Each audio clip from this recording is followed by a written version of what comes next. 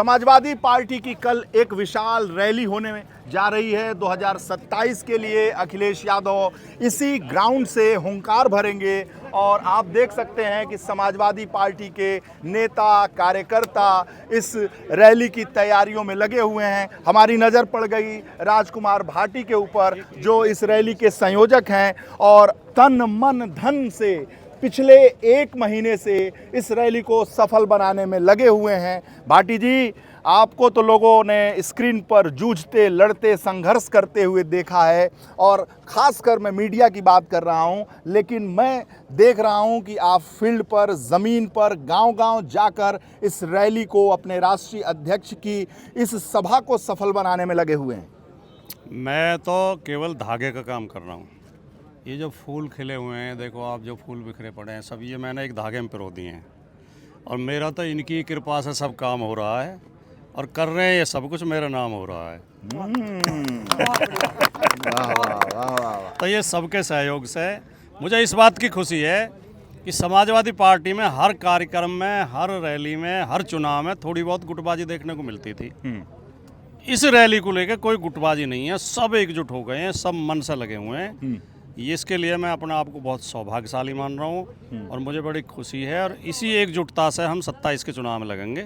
आप एकजुट हैं और भारतीय जनता पार्टी के सर्वोच्च लीडर प्रधानमंत्री नरेंद्र मोदी इसी नोएडा से आज उन्होंने चुनावी ऐलान कर दिया, एक तरीके से हम कह सकते हैं, जेवर इंटरनेशनल एयरपोर्ट के उद्घाटन के मद्देनज़र। कुछ लोग समाज में, राजनीति में, कहीं कुछ लोग खलनायक टाइप होते हैं जिनकी वजह से बड़ी बदनामी होती है, लोगों को शर्मिंदगी उठानी पड़ती है। हाल ही में हमारे देश को जो शर्मिंदगी उठानी पड़ी वो एक गलगोटिया यूनिवर्सिटी, उसकी वजह से उठानी पड़ी। उसने चीनी कुत्ते को अपना बता के वहाँ पेश कर दिया AI समिट में और कहा कि हमारा इनोवेशन है। आज मैं सुबह बाई द वे वहाँ से निकल रहा था गलगोटिया यूनिवर्सिटी के सामने से, तो वहाँ 200 बसें खड़ी हुई थी जिन्हें ट्रैफिक पुलिस लाइन से लगवा रही थी और लोकल थाने की पुलिस खड़ी थी। और ये कहा, जब मैंने पूछा रुक के कि भाई क्यों खड़ी है बस, कि यहाँ से गलगोटिया के स्टूडेंट भर के जाएंगे प्रधानमंत्री जी की रैली में। तो ऐसे बदनाम लोगों को अगर बुला कर प्रधानमंत्री जी रैली कर रहे हैं, उनसे मदद ले रहे हैं अपनी रैली में, तो ऐसी रैली को मैं कोई रैली नहीं मानता। सारे DM आसपास के ज़िलों के लगा दिए गए हैं। न्यूज़ थी अभी मीडिया में आज कि गाज़ियाबाद के ज़िले ने 800 बसें कैप्चर कर ली हैं। भाटी जी, प्रधानमंत्री के नोएडा आगमन और यहाँ रैली सभा करना, जेवर इंटरनेशनल एयरपोर्ट का उद्घाटन करना, आप लोगों को कहीं डर या सहम नहीं गए कि अरे यार, एक दिन पहले अखिलेश जी के रैली से पहले प्रधानमंत्री की सभा हो गई? मैं इतनी अच्छी और इतनी महत्वपूर्ण बात कह रहा था, वो क्यों काट दिया आपने? डर है कहीं प्रधानमंत्री आपके YouTube चैनल पर रोक लगा देंगे?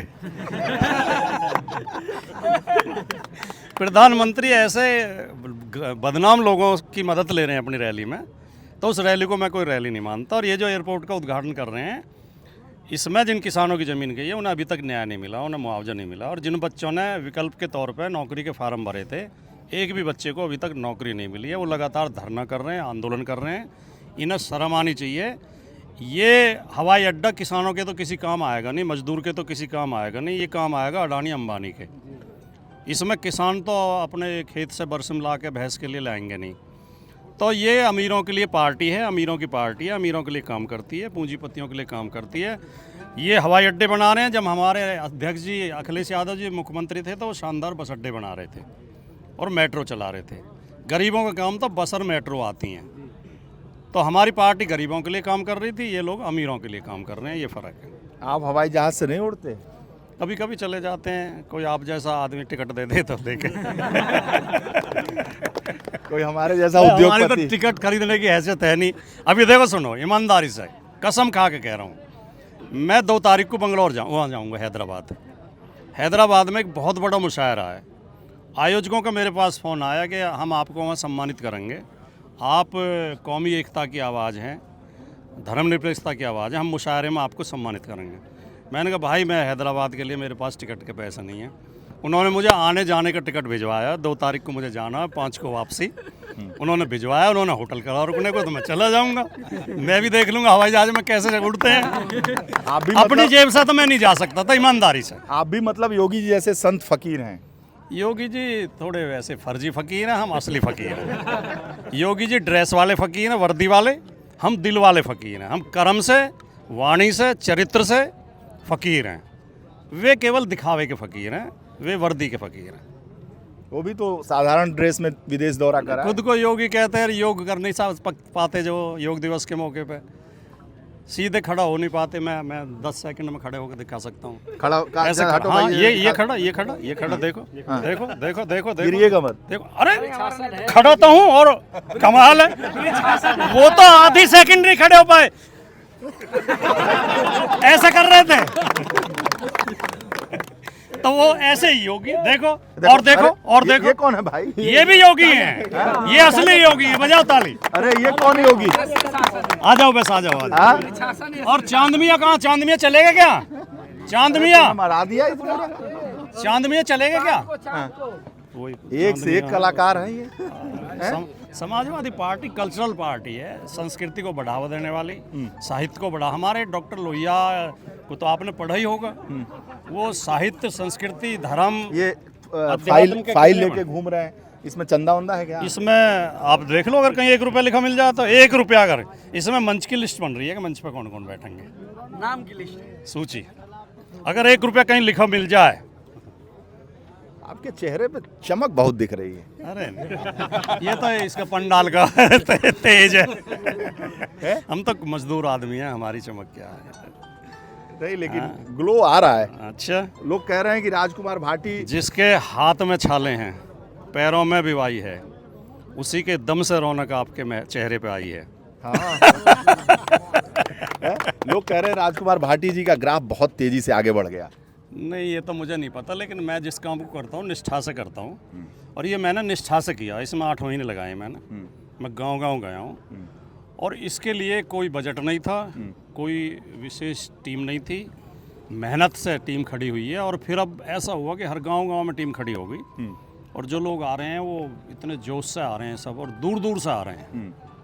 मैंने जैसे बताया आपको, 100 विधानसभा में 150 से ज़्यादा मीटिंग की है। तो उस मेहनत का परिणाम है जो सामने आ रहा है। कल सफल होगी रैली? सुन लीजिए लक्कू जाके। रैली सफल नहीं, रैली रिकॉर्ड तोड़ होगी। ये रैली पश्चिमी उत्तर प्रदेश में इससे पहले किसी भी पार्टी की इतनी बड़ी रैली नहीं हुई जितनी बड़ी ये होगी। और आप पाएंगे, कल आप यहाँ जो रिपोर्टिंग करें, कि जितने लोग इस मैदान में कहीं भी चारों तरफ आपको तिल रखने को जगह नहीं मिलेगी, और जितने लोग अंदर होंगे उससे ज़्यादा लोग बाहर सड़क पे होंगे, क्योंकि उन्हें जगह नहीं मिलेगी अंदर आने की।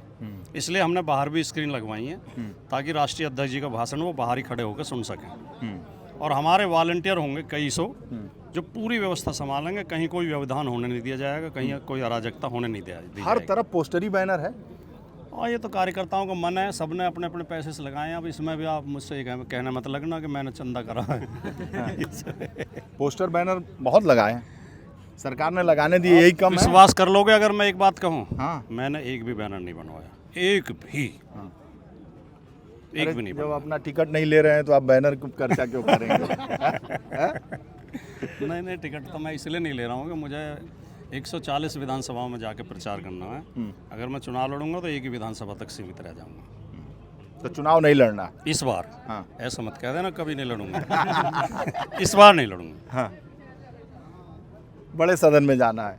नहीं, बड़े छोटे क्या होते हैं, सदन तो सदन है। कोई बहुत ज़्यादा महत्वाकांक्षाएं, बहुत लंबी कोई वो नहीं है। ना कोई आज तक मैंने मांग की है माननीय राष्ट्रीय अध्यक्ष जी से। मैंने 2009 में समाजवादी पार्टी ज्वाइन की थी। 2009 के बाद जितने विधानसभा चुनाव हुए हैं, मुझे बिना मांगे उन्होंने टिकट दिया। अच्छा, एक चीज़ बताइए कि सारे पोस्टर में पीडीए दिख रहा है। आजकल तो पीडीए ही उसमें है, क्या कहते हैं उसे, ट्रेंड में। पीडीए ही ट्रेंड में है आजकल। तो मीडिया में भी, पॉलिटिक्स में भी। टैग कर दो बस। अब तो कोई भी नेता इस देश का भाषण देता है, तो या तो पीडीए के पक्ष में बोलता है या पीडीए की आलोचना करता है। बिना पीडीए के तो नेताओं के भाषण ही पूरे नहीं होते, ना मोदी जी का, ना योगी जी का, ना किसी और का। अब तो वो उन्होंने रात को सपने में भी पीडीए दिखाई देता है। हाँ, बहुत बहुत शुभकामना। राजकुमार भाटी बहुत ही उत्साह में भरे हुए हैं और रैली कल सफल हो इसके लिए लगे हुए हैं। बहुत बहुत धन्यवाद।